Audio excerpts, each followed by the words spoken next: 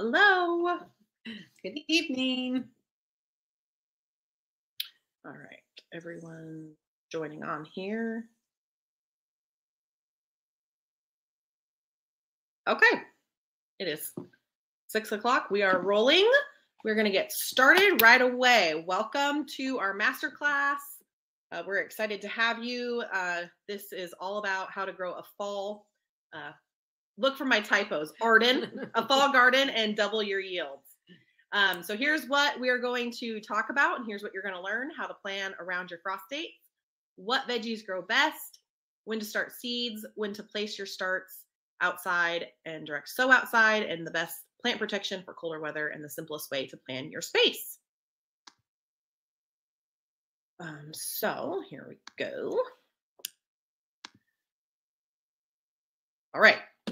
So you're in the right place if you don't know how to plan and grow a fall garden. If you don't know when to plant seeds for a fall harvest, you don't know the best types of protection for your plants in the fall, you don't know how to plant around your frost dates, and you don't know how to plan your space for a fall garden. All about fall. And I know we're in June, but it's totally going to make sense here. You're in the wrong place. If you don't want to plant a fall garden, you don't want to learn how to plan your garden, you don't want to provide protection for the plants you're growing, and you don't want to care for your garden in the cooler months. And I say this because sometimes we get out there in November and we're like, oh, we don't want to be out here because it's rainy and cold. So we just don't want to waste anyone's time. If you're kind of thinking those things, then you're in the wrong space. So we've got many people from everywhere going on. So yes, Awesome. Feel free to drop where you're at. We can see kind of in this side what's going on here. So do want to let you know that we'll be discussing a little bit of our gardening course and how it can help, and we'll have some bonuses going on for anyone who's in the class here. And we'll go over those later. But let's do a quick introduction. We know that most of you know who we are. If you're following us on Instagram, which is, I believe, where everybody came from. But in case we have anybody new, we're Jordan and Kay, and we are Mother and daughter-in-law. I'm a talking snob, so I have to let Kay talk a little bit. Yes, Kay is my mother-in-law. So our goal is that we help people become more self-sufficient without being overwhelmed on their homestead. So we grow a garden, we raise goats for milking, pigs, chickens, meat chickens, and turkeys for meat. So this is our little picture of us back in our aesthetic days when we tried to be cute in the garden. And then we're like, this is like impossible. This is not who we are. And so we put on our overalls and just got to work. We tried. It was literally one time of a cute shirt. I'm like, this is not working for me. So Kay, why don't you introduce yourself to everybody? So I'm Kay, and I've been gardening for over 30 years and started here with my mom, and I continued to garden throughout other states while we moved around when my husband was, working the corporate life. And I just completed my Master Gardener course in 2022, and I now volunteer at the community gardens. And I really enjoy that. I've learned some new things, some things I didn't know, which was really great. And I just love gardening, and I love seeing everybody on Instagram, and it's just been a treat. A real treat. I'm Jordan. I just started learning about 2 years ago.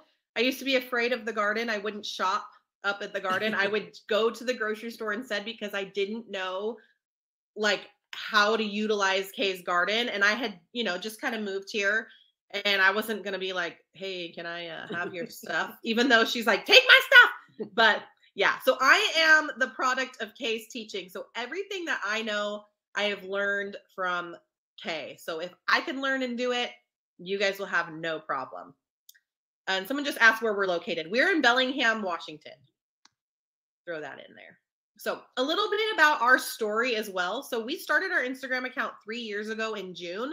And what started as sharing our life became a full-blown hub for all things homestead, mainly gardening. We realized more people have more gardens than they do, goats or pigs. Yeah. But we talk with hundreds of you in a day all about gardening tidbits, and then we create content all around what's relevant in the garden, as well as around questions you ask, and how to help keep you sustainable in your garden and keep it growing. So that's where we're at today, helping others learn how to garden. And we know how important it is to garden, and we love teaching others to do so. So thank you for being here and trusting us. And I didn't edit this, so let's just ignore that part. Whoops. Okay. Anyways, let's get all into growing a fall garden and doubling your yields. We did a potato masterclass like a couple months ago, and all those beginning slides, I just kept them the same, but I didn't change the potato thing. So anyways, we are getting ready to talk all about growing a fall garden and doubling your yields. All right. So first, the first thing we're talking about is how to plan around your frost dates. That's right. So you want to talk about this one? Yeah, so that's just really easy. It's just a quick Google search, and you just put in your zip code or where you live, your city, whatever, and it'll come up. So if you see, we're Bellingham, and our last spring frost is around April 8th. Now, this is a 30% probability, and at this time we just watch the weather. And if we're having a cold snap, we wait. If we're having a heat wave, we can plant earlier. And then our first frost is usually end of October. Sometimes it goes into November. So, and we have a growing season of about 200 days. We are in a zone 8, A or B, depending on the day. How it feels. But we want you to remember that your frost date is the most important thing for you to know. Your zone has nothing to do with gardening in the veggie garden. Yes. Yeah.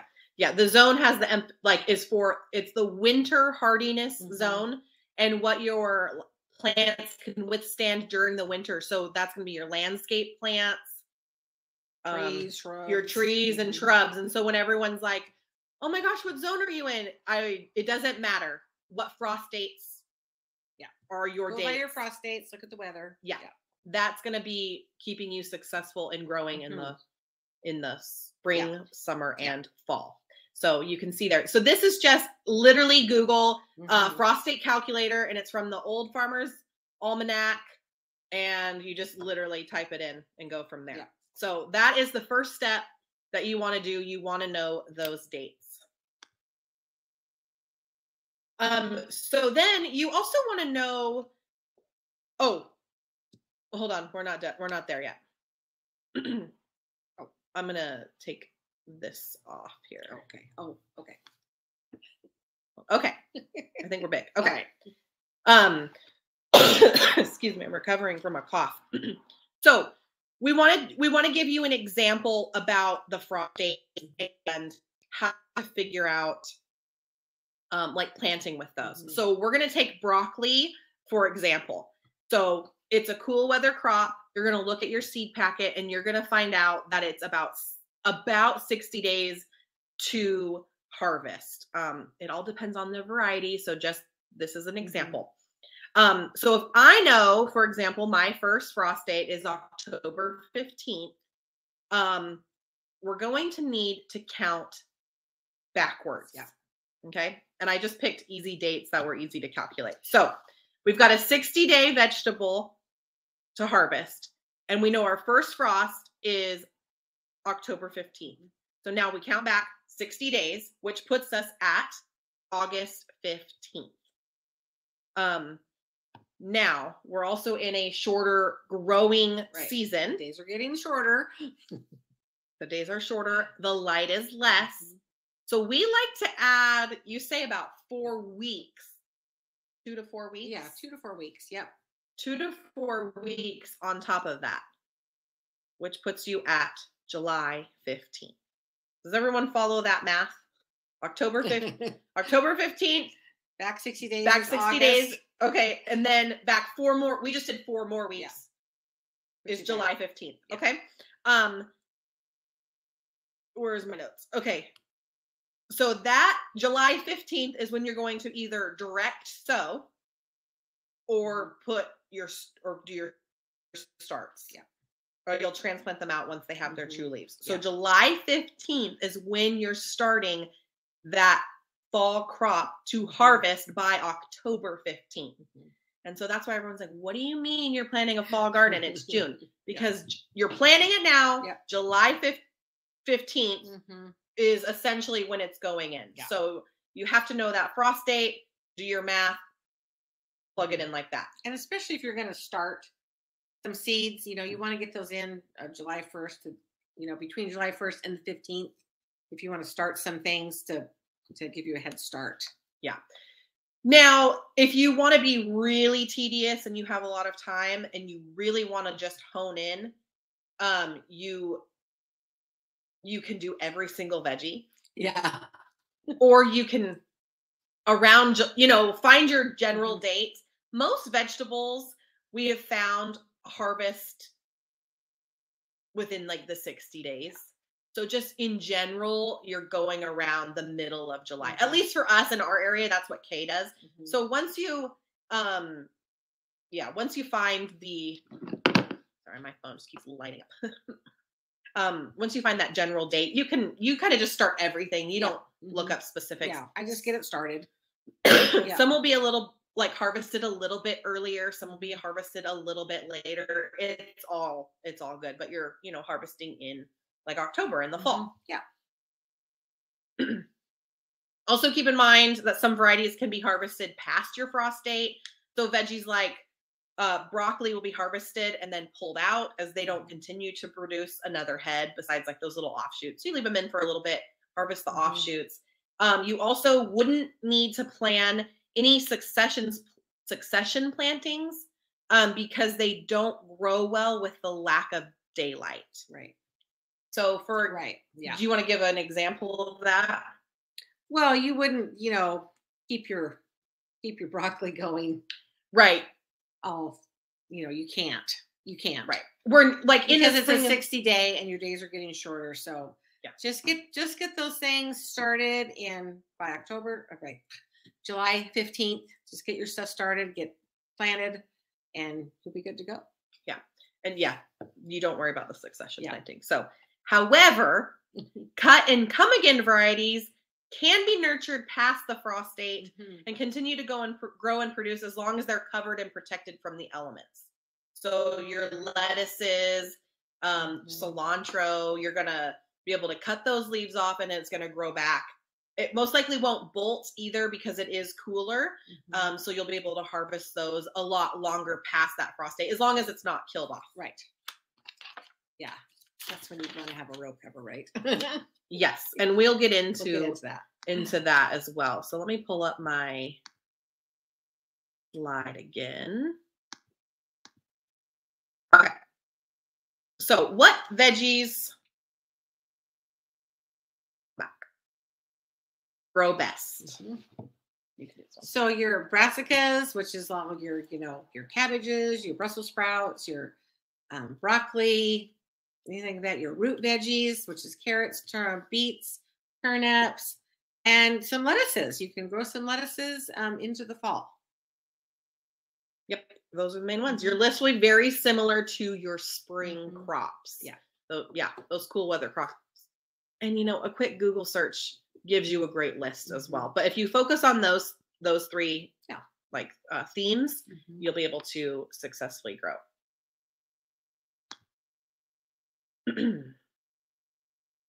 Do potatoes fall under the root veggies? Nope. No. Oh, we'll go through questions at the end. Feel free to put them in. We'll answer them at the end.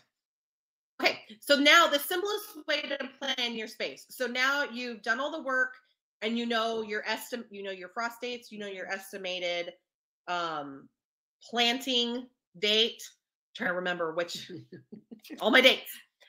So now you need to plan your space. And this is where it gets confusing because you're planning and you're planting a fall garden in the middle of your summer garden. What are you going to do? So let's go over it. So first of all, you want to make a list of all of the veggies you want to grow. So don't overthink it at this point. Just write down the veggies that you want to grow. So I gave an example here: carrots, beets, broccoli, cauliflower, cabbage, romaine, head lettuce, arugula, red peppers, tomatoes, radishes, garlic, and onions. Okay. That's your list. So I just want you to write it down and we're going to organize it. So the next step Oh, so next step is you got to go through and see if you can grow all of those things, because tomatoes are not going to grow unless you live in California or, somewhere where it's, your 9 or your frost states are No frost dates. Yeah, no frost dates. Like some people grow year round in California. You're not going to grow any peppers, onions. Now you can grow some green onions, Yes. but not onions. They take about 110 days. Cabbage is crossed out, but you can grow a cabbage. My bad. So yeah, you just want to make sure you're growing only those things that are going to grow in cooler weather. And at this point too, when you're making your list, if you're, being diligent about it, you can write like your estimated days to harvest at this point. So you can, write carrots, 25 days, beets, 30 days. Don't quote me on that. I'm just giving examples. We're just shouting out some numbers. And remember, do we want to talk about garlic? Remember, garlic is planted in October. Yes. So if you want to plant garlic, that's its own thing, and it overwinters. But the reason why we want to say this is we'll get to it. Okay, so then you're going to take all your veggies that you can grow, and you're going to make 2 columns. Now you can do it however you want, but this has made it really, really simple for me in planning out the garden and what we do. Yeah. So I like to make a column for foods that we're going to be growing for fresh eating and foods that we want to preserve. So I've taken our list and now I've put everything for fresh eating because we want it all for fresh eating. And then some things we want for preserving. And the reason why I want you to do this is because if you're preserving anything, you're going to want to plant more of it. Right. Because you need it for preserving, right? So garlic is on this list because even though you're planting this stuff now in July, you need to save a spot for your garlic that goes in October. So when you're mapping everything out, you need, if you're growing garlic, you need to make sure that you have a space for that as well. So it's not even being planted at this time, but you need to plan for it. Yeah. So for example, carrots can be dry stored. You can grow more for canning. Yep. Beets, I just did examples. You could pickle them. So if you want to grow a couple for fresh eating and then grow a couple of rows to have them pickled, you can. And then Kay really likes growing cauliflower and freezing it to mix in with her mashed potatoes. So she could plan to grow 6 cauliflower, but wants to preserve them. So she actually maybe decides to grow 12 instead. So she has enough to freeze. Okay, so then it's time to map out your garden beds, which this is going to look different to everybody. Yeah. So in the spring, this is really easy to do because all of your beds are empty and you're starting from scratch. So in the best case scenario, you have so many beds that you're able to leave some empty in preparation for your fall garden. And the reason we say that is because things like tomatoes and onions, they're growing all season and utilizing a bed all season. But then, sorry, I'm being a hog. That's fine. That's why I have my pig shirt today. So you can't utilize those beds in July because you're still growing those crops. But then you'll take note of what's coming out. So do you want to talk about that? Yeah. So in the spring, you just want to plan. Again, you're going to use your calendar and you're going to count those days to harvest, because if you get your cool weather crops in early enough, then you can harvest those things and have room to be able to plant by July, July 15th or whatever like that. Right. So that's more planning and just leaving space. I actually leave a couple of beds empty. Right. But I have a lot of beds. I have a lot of space. And so, but I didn't for a while. And I kept saying to myself, I need a few more beds because I want to do this. And, it just takes time over time. You just keep going and adding and reassessing what you need to do. And I've been doing that even these last few years, adding beds.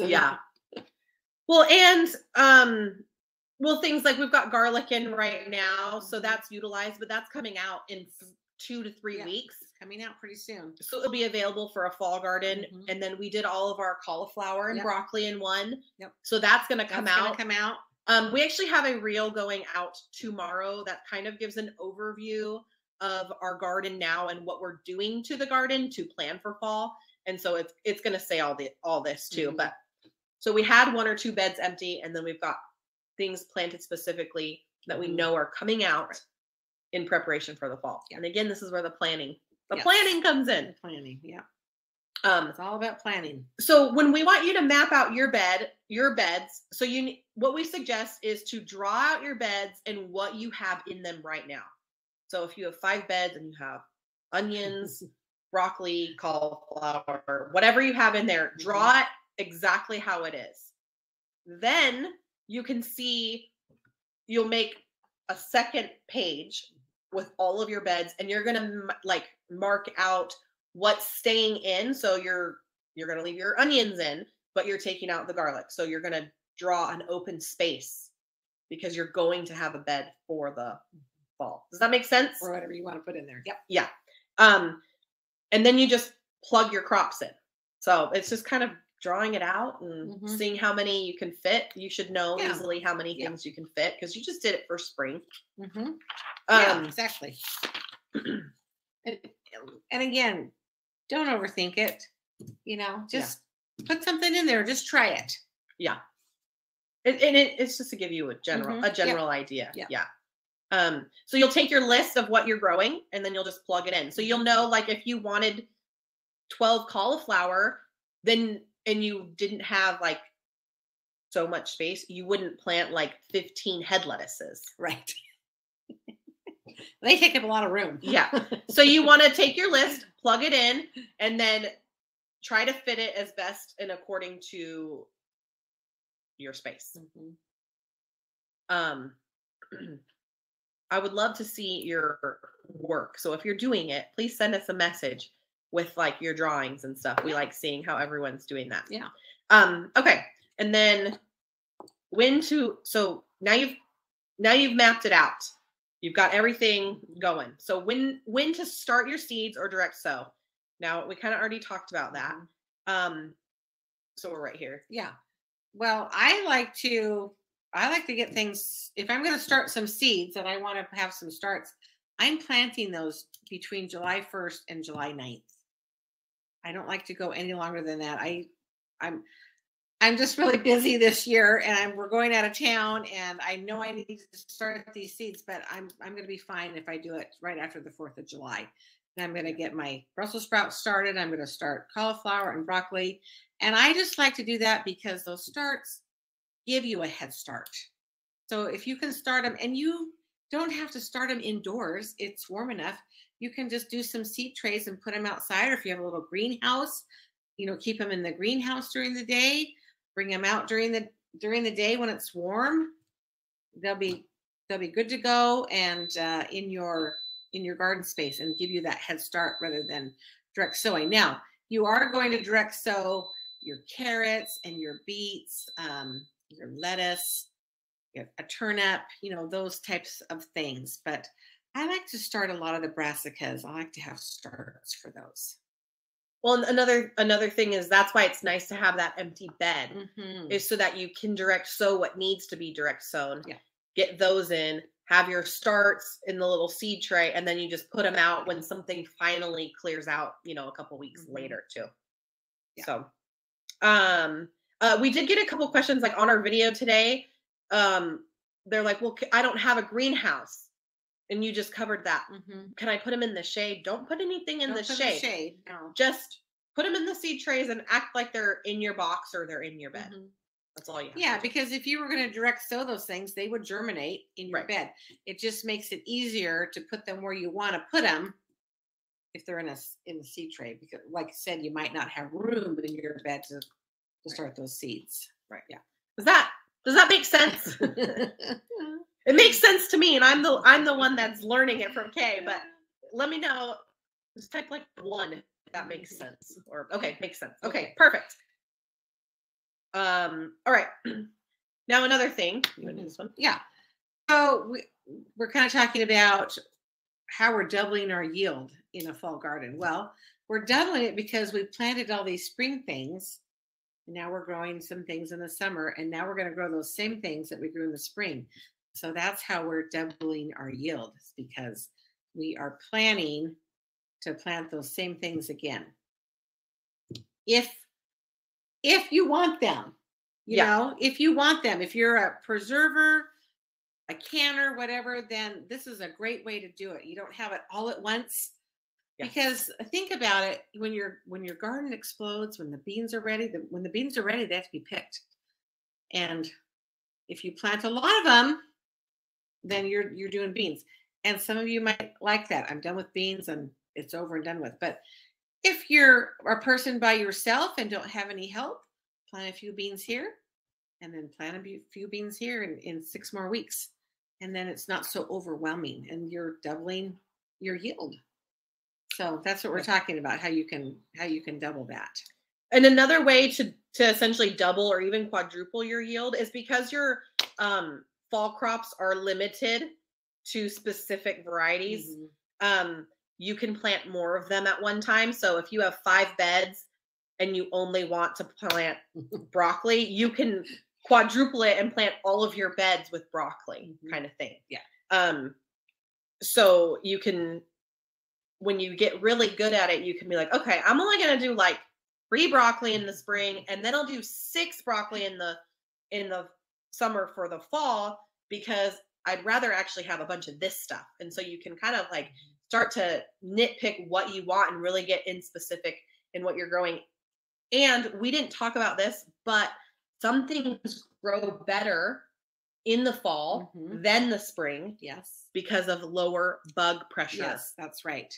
Especially a lot of you in the deep south, the bug pressure is very heavy in the middle of summer. And so that's when maybe you think, oh, you know, I'll just kind of grow what I can grow, but I'll just take a little break and then I'll start again in for the fall when it cools down and the bugs leave. An example that we have is with Brussels sprouts. I always wanted to grow Brussels sprouts when I moved back here. I love Brussels sprouts and my family loves them.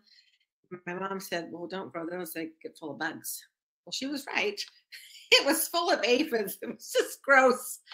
And so I never did it again. Well, then I, you know, through continuing education and being in gardening groups and things like that, I found out that for our area, if we plant a Brussels sprout after July 15th, the aphid pressure is not big. And I planted one last year and they were beautiful. It went all the way into like December. Yeah, we were harvesting into December. Yeah. And we had snow, and I think even after the new year, there was some on there we could still get. It was crazy. But, you know, it's hardy plant. I see them down here in the fields that they plant, you know, all winter long. Yeah. So it's a great one for that. Yeah. And the downside is we can only grow it like once in the season rather than twice. Like we can grow broccoli in the spring and the fall. Yeah. But for, you know, things with that heavy bug pressure, we just get it once. But it's so much worth it to have it one time and have it good and have it not stressing me out because of all the bugs than to like do it twice. Because it's gross, right? You get all those bugs and you think, oh, why am I doing this? Right. It's just full of bugs. Yeah.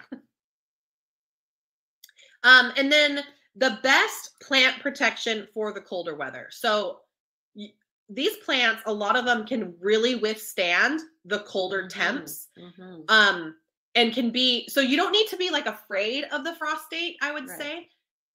You need to be aware of it, but then you just need to add some protection to those plants. And so we had some broccoli and parsley last year and the Brussels sprouts that just were outside, left in the box and they survived. And I'm like, okay, we can totally grow in the greenhouse because these 3 plants just were living their best life out there.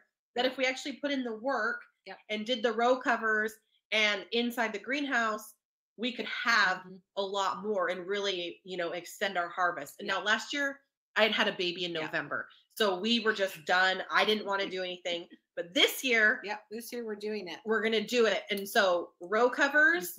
And then if you have the greenhouse, obviously that's better. But row covers. Then do you just recommend the row covers? Or a cold frame. my neighbor Karen did a cold frame, and she was gardening. We had an early frost, and she just had that nice little cold frame, and she just opened it during the day when it would warm up, and then she'd close it at night. And she had stuff all winter long. It's a really great way if you don't have the means for a greenhouse or even a hoop house. They are so easy to build. It's just an old window or plexiglass, that you just put on a box. Yeah. And if you're in gardening for the long haul, I mean, obviously we recommend a greenhouse because it extends your season so much. But if that's just not in your budget or something you can do, row covers and cold frames and just making these little makeshift stuff to like really extend your season.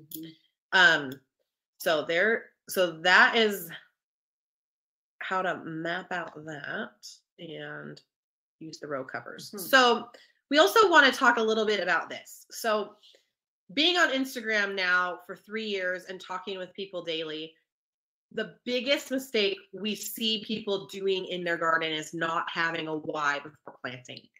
And we want you to be proactive, and we want you to put the seed in the ground, and we don't want you to be scared. But we also want you to know how to do things, when things should go outside based on your frost date, how to water it, and how to take care of it. If you just throw a seed in and leave, then you're just wasting time. Yes. So to fix these issues, you'll need to implement some sort of education, right? You have to learn what needs to be done. Just like you're on this course, you're learning how to do the fall garden and how to be better. So when Kay wants to learn about compost, she takes a webinar, she takes a course, she reads a book. She does something that furthers her education on the topic. The information doesn't just come out of thin air, it comes from learning. And as much as information as we put out on Instagram, you're only seeing like this much of it. It is so limited in what we share that you're just getting like the little fluff on top. And so while it's helpful, it's not all of it. That's right. And so the one thing we want you to take away from this masterclass is to learn how to plan your garden for fall, but also learn how to grow in the spring and summer, grow all of the veggies you want, and grow an abundance of them. And so to grow a garden, we also want you to grow a garden that produces food to feed your family let me start over. To grow a garden that produces food to feed your family, you can continue what you're doing on your own, picking out pieces of information here or there that may or may not be right. We see it all the time. Or you can learn from us in our step-by-step program called the Effortless Gardener. So we want to just go over briefly a little bit about our course. If you enjoyed what this mastermind is, then the course is this times everything. Yeah. So every little thing we have lessons on. And then I do see some questions on the side. So we'll go through this and then we'll get right to your questions that are coming in. So our program is a 6-week gardening course. You'll actually, if you do get it, you have all the lessons right away. But it's designed to give you the foundation of gardening. So it's simple yet effective videos will teach you what you need to know to grow a garden. It'll teach you how to problem solve issues that may arise in your garden, and step-by-step videos teaching you how to do things just like this class, especially how to plant, water, prune, harvest veggies. I mean, every little thing.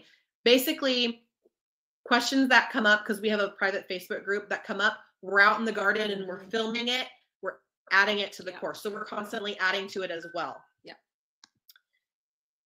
So all you need to be successful is a space to grow a garden, be open to learning, and be willing to implement what you learned. And you don't need massive amounts of land to do this either. We have a lot of space, but we don't garden in a lot of space. So the program is all of Kay's knowledge combined into easy step-by-step video lessons. It's basically taking our Instagram videos, expanding on them, and organizing them into modules. So all of Kay's years of information simplified so anyone can do it. And I designed the course so that basically I could implement it if I were not using Kay's Garden. Yeah. The course does not grow your food, does not grow your garden for you. You have to work to grow your garden, but when you put in the work and the work is done, you will see the fruits of your labor. So the biggest thing about our program is we are teaching you what to do, but also why you should do specific things as well as how you should do them. So our goal is not just to do this today. Like we want you to become self-sufficient in your garden so it becomes effortless year after year after year. So we have 6 modules. Well, it's kind of like 6, well, it's like 8 kind of, because we have 2 little like mini modules. And this is kind of what's in each of them. So module 1 is talking all about why you should garden, your food insecurities, your mindset in gardening, how to find trusted gardening sources. So we want you to get motivated by what's going on in the world today with our food, changing the way you see and interact with your garden, and being able to find trusted sources are the first step into being successful. And then module 2 is all about preparing to plan. There's that plan word again. Love it. Yeah. But we talk about your budget, where to garden, knowing your climate, your hardiness zone, your frost dates, your cool weather and short growing days, hot climates, ever-changing climates, perennials versus annuals, time management with kids and full-time jobs. So learning about your area prior to planting will make gardening easier each season. It takes the guesswork out of a lot of things. Module 3 is all about planning your garden. So we talk about soil, soil testing, in-ground versus raised bed gardening, seeds versus starts, how to utilize your nursery, watering system, supplies needed to get started, prepping your beds, what to grow, crop rotation. If you fail to plan your garden, then you're planning to fail. These are the steps to get set up so you can grow your own food. And they're so important too. So they really are. When you don't have the good soil in place and you can't figure out why you're not growing, I mean, you have to have that good soil. So module 4 is all about let's get planting. So we have plant profiles, which is basically every veggie, well, most every veggie we've planted, how to plant them, proper planting, row spacing, how to water them, how to trellis them, when to harvest them, how to harvest them, when you're like getting ready to plant your starts and seeds, talking about germination, watering, succession planting, companion planting. And then, so we're teaching you how to plant the veggies so you can have the best success and then get the most out of your garden. Module 5 is your plants are growing. Now what do you do? So feeding, dealing with pests, dealing with disease, daily tasks, harvesting, eating what's in season, and cooking with your produce. This one also has plant maintenance. And so basically, for example, carrots need to be thinned. So we have videos on how to thin, and every little plant that needs kind of a little something mid-season, there's videos on that for each one. And then the end of season, or module 6 is the end of season, which is all about preserving bumper crops, cleaning it up, cover crops, putting your beds to sleep, and crop rotation. So prep your beds for the end of the year and then learn what to do for next season so that you can repeat and implement. Like there's so much. So the question isn't, will you grow a garden this year? I know we're getting to the end of the season, but it's how many times over will you be able to do it? So we would love to have you. I'm going to post right here the link to our program. If anybody is interested, you do get those bonuses we talked about, which is we're going to be doing a 1-hour Zoom call where we basically walk and like if you have any questions specific to you, we're going to do that. We have a private Facebook group community where you can post anything and we can answer them quickly and get back to you. And then you'll get garden box plans, our small and large ones. You'll get our garden journal and greenhouse plans. So the first 10 people will actually get to sign up and join the Zoom call for 1 hour. And then if you aren't the first 10, you'll get the bonuses besides the call. But I will say last time I just included everybody in the call. So we'll see how nice I'm feeling. No, just kidding. So now let's open it up for Q&A about the course or planning your fall garden. All right, let me scroll up here. All right. Gosh, everybody is from around the world. That is so cool. We got some local people too. Yes. Okay, I'm getting there. Okay. I successfully grew potatoes because of you guys. Oh, yay. I love that. Okay, is the altitude relevant for gardening? I don't think so. Altitude, I mean, the higher up you are, it's going to be colder, right? So that's when you're going to probably be growing in a greenhouse.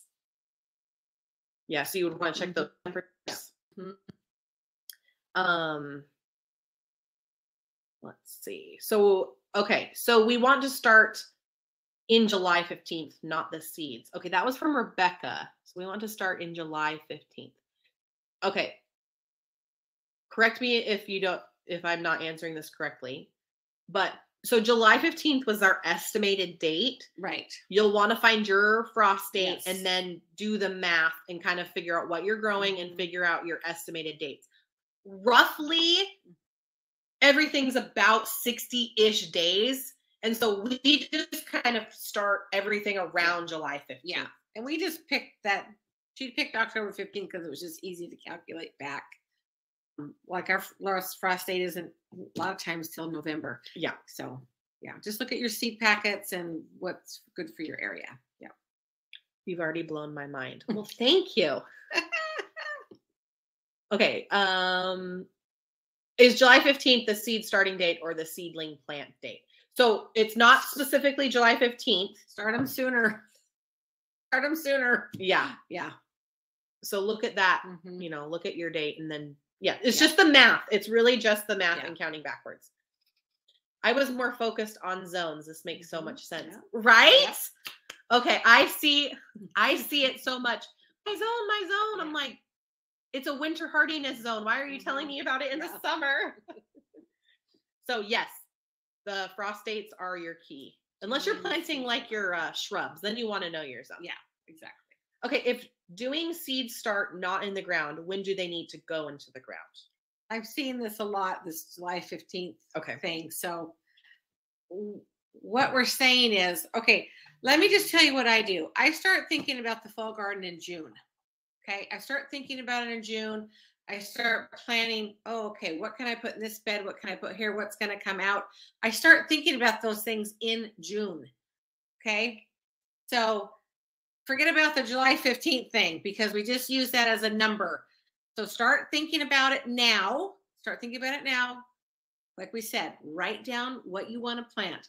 Look at those seed packets and look at the dates on it. Then go to your calendar and count backwards from your frost date.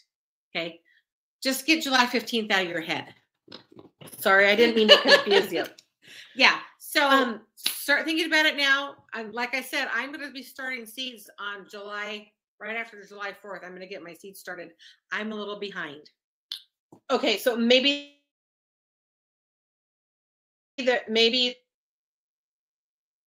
question is, do you direct sow I do the both. Same time that you start them? Yes, okay. I do both. I think that's probably more of the question. And some things might be direct sowed a little bit later, like the garlic's not coming out until mid-July, and then we're gonna, maybe direct sow something in that bed. I haven't decided yet. Might be going Brussels sprouts in there. Yeah. Is the time we'd be planting garlic and onions for summer harvest next year? Okay, garlic you plant in October, like no matter what in October, right? Yep. For hardneck, yep. I believe softnecks you can plant, I think, anytime like midwinter, and then you harvest them the same time. Okay. A little bit shorter. And a lot of people ask me, what's the difference between hardneck and softneck? A hardneck, that stalk is very hard and you cannot bend it. A softneck is more pliable, and those are the ones that are braided later, when you see them hanging.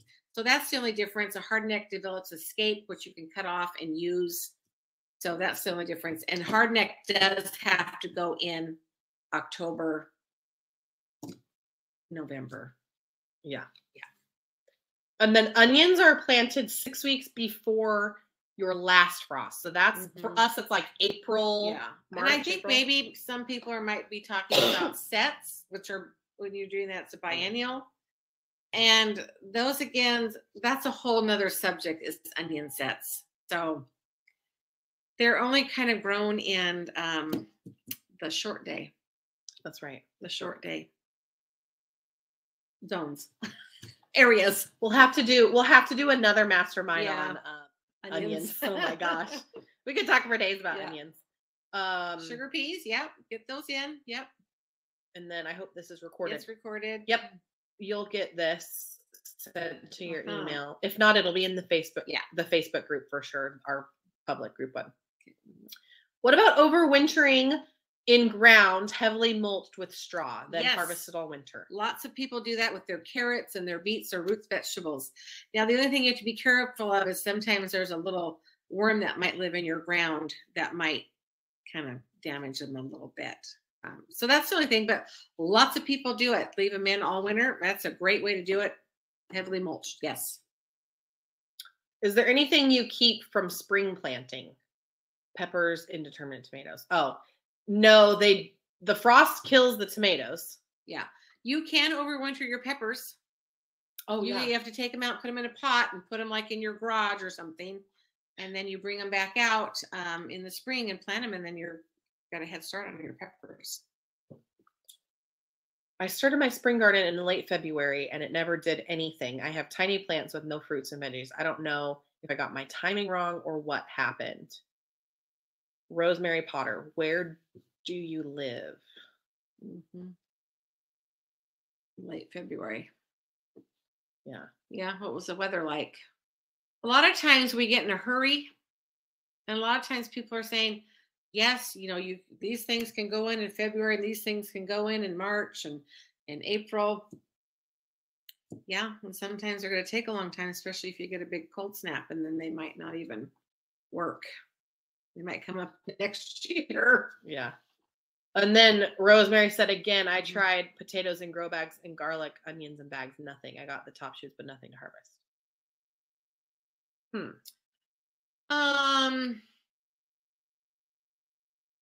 Did you leave? I mean, were they well watered? Were they? What was your soil? Yeah. Like? Did you leave? Yeah. Was your soil compacted? Remember, potatoes like it pretty loose because they're growing that tuber, and they gotta set these tubers and grow and grow and grow, and they can't do that in any kind of a hard. I know she said in bags, but if you're using soil from your yard or whatever, it might be clay. So potatoes will grow and they'll get really beautiful, and you got to keep, once they get their blooms, that is when you really want to watch your watering. That is when they need the most water. So you don't ever want to let those dry out. And then once those stalks start dying, then you don't water anymore. And then that potato sits in that bag for a good 4 weeks, 4 to 6 weeks, while it's curing for storage. I've never grown cauliflower. Is it better spring or fall? Either crop? or, both. Yeah. Both. Yep. Are there different types of row covers, different weight or density? I believe that there are. Amazon. Yep. I mean, if you're because there's like lightweight, and then I'm sure there's some more heavy, for caterpillar tunnels. Yeah. Yeah. Depending on your cold weather is how heavy I would go, right? Yeah. I'm looking forward to seeing you at the homesteading conference this weekend in Coeur d'Alene. Yes, we're going there. We're speaking at the Modern Homesteading Conference. Okay, what are some good sources for additional education? Are there certain websites that you get value from? So Yeah. I like okay, I'll give you an example. So I did Master Gardeners through Washington State University, and anyone can go and Google articles or anything from there.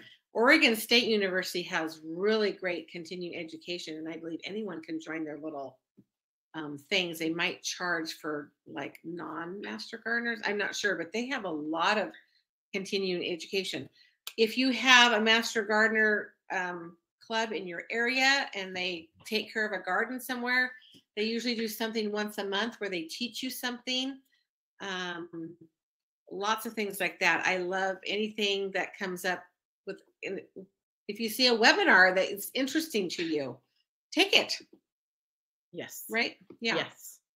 Well, and that's the way, like webinars and courses, like that's the new way to learn what you know are interested in, which is why we got into creating a course, is because Instagram is a great like platform, but it's missing so much. And so we were like, how do we bridge the gap to teach more and provide more value? And that's where like the course came up. So also Googling people, like if you're Googling stuff, make sure you're looking under like an extension, like an edu, so an educational website. So we do teach that in the course too, like how to look up correct information, because blogs are not always right. You know, if you're looking up like how to harvest broccoli, search like an edu behind it so that you get the right way to do something. Because again, blogs, you don't have all the information, where the edu has more accurate information. Will you offer the program in the winter? It's available all the time to sign up when you feel is right. Yeah.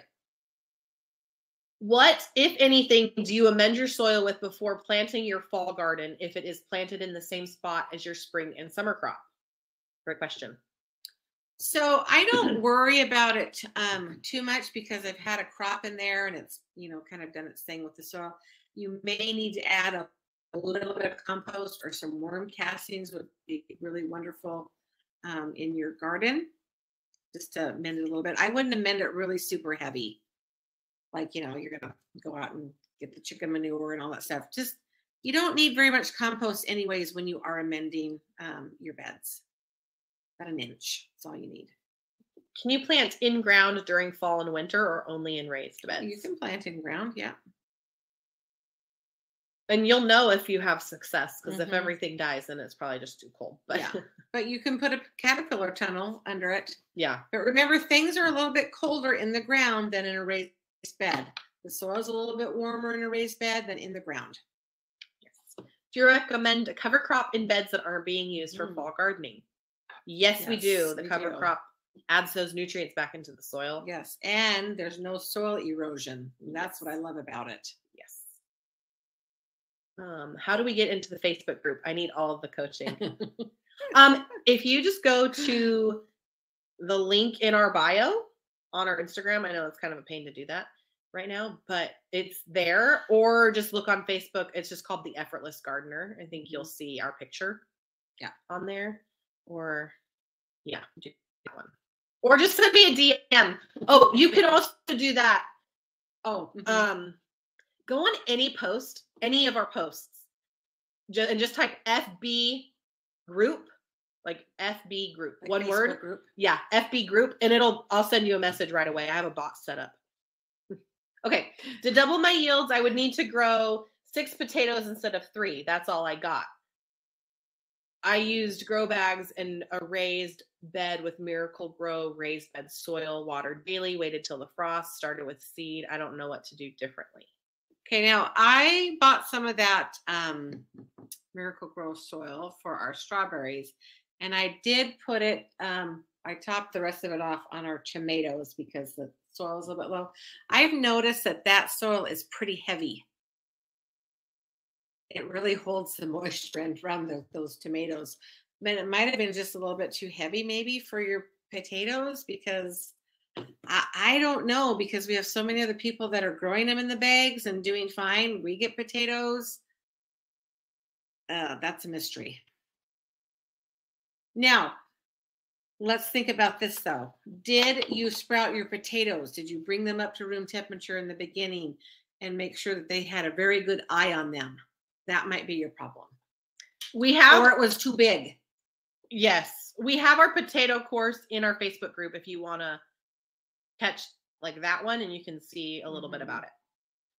How long do you have access to the course info? Forever. As long as we're on the internet, it's gonna be up there.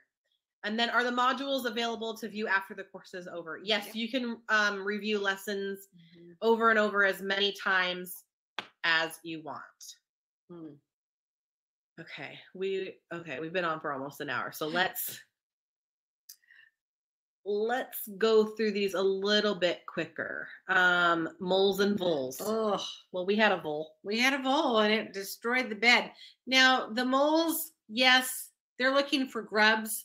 They're not going to eat your stuff, but the vole is going to eat your stuff. So, do you have a mole? Are you sure you have a mole? Is it leaving a mound?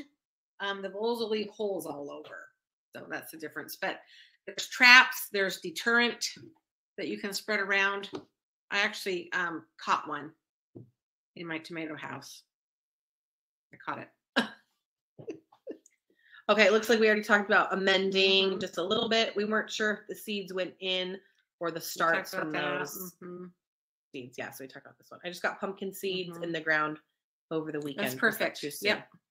It should come up. And we are doing a live tomorrow on Instagram and our Facebook group that talks about everything you can plant right now. So if you're unsure of what to grow, join that live. It's free. And we'll be talking about that. Do we need to crop rotate? If we planted broccoli in the summer, can we also plant more brassicas? Just amend it a little bit. You'll be fine. A little bit, just top dress a little bit with some compost, work it in. You'll be fine. Do we discuss no-till in-ground gardening? I'm looking to start a garden plot from scratch in pasture. Oh, you should look in probably to hugelkultur then. Do you want to do that? Yeah, we don't talk a lot about no-tilling in the ground. But if you're in a pasture, I would go hugelkultur. Very natural. Weeds grow up out of it, and you just plant right in there. And things grow because it's so nice and warm in there.